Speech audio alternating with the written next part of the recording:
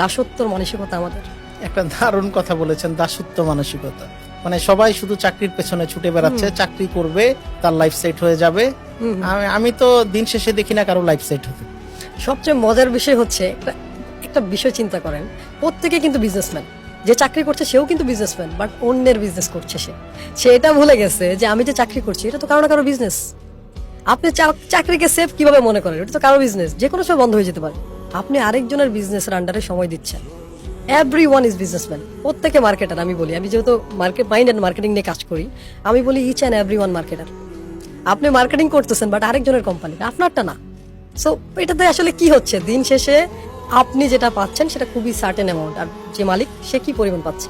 অ্যাপেলের কথা যদি বলি, তাদের একজন এমপ্লয়ি অ্যাপেলকে ইনকাম করিয়ে দেয় মিলিয়ন মিলিয়ন ডলার। একটা এমপ্লয়ি অ্যাপেল তাকে কয় টাকা স্যালারি দেয়? ওয়ারেন বাফেটের একটা এটাই তো বাস্তবতা। এটাই তো বাস্তবতা। যে বিজনেস করবে সে, তার তো কোনো লিমিট নাই, সে তো আনলিমিটেড ইনকাম করছে। বাট চাকরির তো এক সীমাবদ্ধতা আছে, একটা নির্দিষ্ট আছে।